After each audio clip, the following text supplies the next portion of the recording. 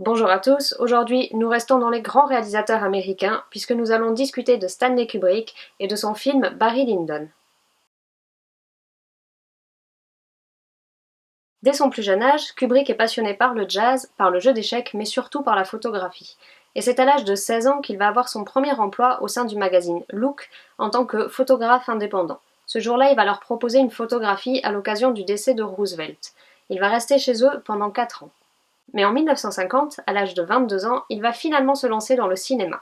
Il va réaliser 2 courts-métrages, puis ses premiers longs-métrages. Ces premiers longs-métrages vont confirmer sa maîtrise technique et son talent à jouer avec l'ombre et la lumière. Mais Le baiser du tueur va également prouver qu'il n'est pas très doué pour écrire des scénarios, ce sera d'ailleurs le seul scénario original écrit par Stanley Kubrick. À l'âge de 26 ans, il rencontre un producteur indépendant, James Harris. Ensemble, ils vont créer la Harris Kubrick Pictures. Leur premier film sera L'Ultime Razzia. Pour la première fois, Kubrick aura un plus grand budget, 320 000 $. Il aura également une équipe technique complète et des acteurs professionnels. Le film aura un assez bon succès et permettra surtout à la United Artists de les repérer, et ils accepteront de financer leur prochain film à hauteur de 1 million de $. Leur prochain film sera une adaptation de livre, il s'agit du film Les Sentiers de la Gloire. Le film va être censuré dans beaucoup de pays et interdit dans d'autres, notamment en France, à cause de l'image qu'il va renvoyer des armées. En 1962, Kubrick souhaite se lancer dans son film Lolita. Pour éviter la censure et les ligues puritaines américaines, il va décider de partir en Angleterre. Il y restera finalement toute sa vie. Plusieurs grandes œuvres vont suivre, Le Docteur Folamour, 2001 l'Odyssée de l'espace et Orange Mécanique. Mais Kubrick a un grand rêve, porter sur grand écran la vie de Napoléon pour qui il a une véritable passion. Il ne comprend pas comment un homme aussi intelligent a pu sombrer. Il a déjà passé des années à faire des recherches pour ce film, sur les décors, les costumes, le casting.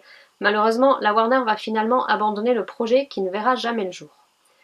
Il va du coup se lancer dans sa première adaptation de film historique, il s'agit du film de ce soir, Barry Lyndon. Comme pour tous les films de Kubrick, il y a à l'origine un roman, ici Mémoires de Barry Lyndon, de l'auteur William Makepeace Thackeray.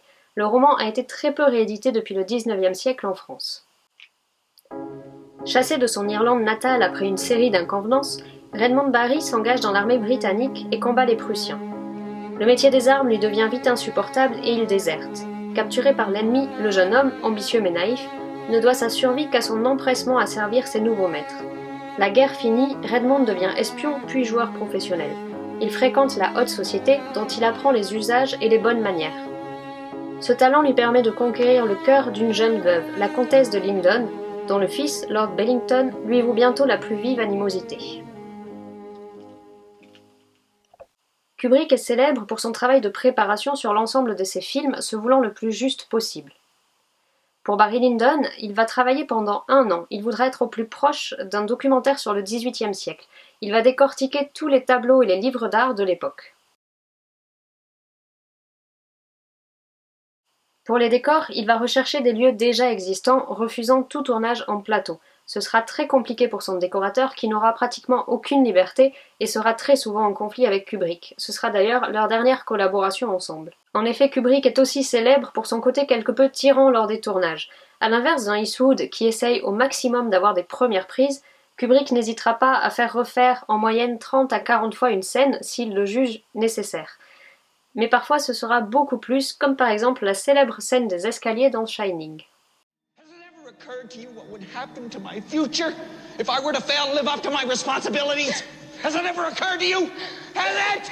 Stay away from me. Why? I just want to go back to my room. Why?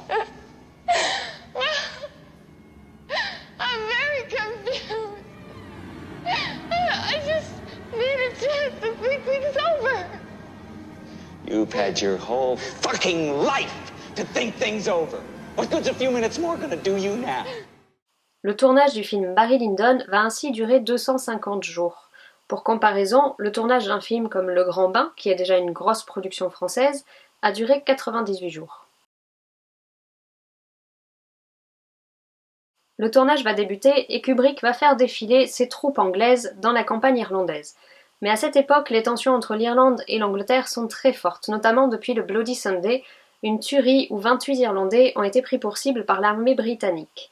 Après des menaces de l'IRA, ils seront donc obligés d'arrêter le tournage et de partir le finir en Angleterre. Toujours dans un souci d'authenticité, toute la musique du film nous vient du XVIIIe siècle. Bach, Vivaldi, Mozart et bien d'autres encore. Une seule exception pour le trio de Schubert qui date de 1814. Kubrick a toujours trouvé l'éclairage des films historiques très fausse. Il a donc décidé pour ce film de faire avec de l'éclairage naturel. Pour les scènes en intérieur de jour, si la luminosité n'était pas assez forte, il rajoutait de l'éclairage mais systématiquement venant d'une fenêtre. Pour les scènes intérieures de nuit, tout l'éclairage a été réalisé comme à l'époque, c'est-à-dire à la bougie. Mais pour réaliser un tel exploit, il faut un objectif capable de le faire, et il va le trouver à la NASA. Il s'agit de l'objectif mis en place pour les photos lunaires. Mais cet objectif n'a jamais servi pour un tournage de film, et il faut donc l'adapter à une caméra. Il mettra au total 3 mois entre la recherche et la création de la caméra. Toutes ces petites modifications, la caméra et bien d'autres encore, feront que le budget du film va exploser, passant de 2,5 millions de dollars à 11 millions de dollars. D'après une théorie du complot, Stanley Kubrick et la NASA auraient travaillé ensemble pour réaliser en studio un célèbre alunissage et les premiers pas sur la Lune. Cette théorie vient en grande partie d'un faux documentaire réalisé en 2002 par William Carell, le documentaire Opération Lune. Dans ce documentaire, il souhaitait mettre en avant les moyens de trucage et de manipulation de la vidéo et des interviews. Contrairement à certains réalisateurs qui estiment qu'un film n'est plus à eux une fois terminé, Kubrick lui va être présent sur les phases de publicité, de distribution et même d'exploitation. Il ne va pas hésiter à rechercher des cinémas adaptés à son genre de film. Il sera également très présent lors des ressorties de ses œuvres, mais également sur les éditions vidéo. Et il va également, lors de la sortie de Barry Lyndon, envoyer des cash à tous les projectionnistes des cinémas pour que le film soit projeté dans le format qu'il avait bien imaginé au départ. En revanche, ce n'est pas la même chose quand il s'agit de la presse, des interviews et des analyses de ces films, comme il le dit si bien à Michel Simon. Vous donnez peu d'interviews en général, vous n'avez pratiquement jamais parlé jusqu'ici de Barry Lyndon. Question de temps, le film a été terminé à peine quelques semaines avant sa sortie.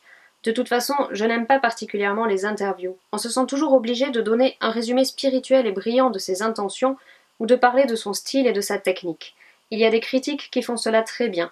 Pourtant, même alors, cela n'a pas toujours de rapport avec ce qu'on pense soi-même du film. À sa sortie, le film sera assez mal reçu dans les pays anglo-saxons, mais marchera plutôt bien en France.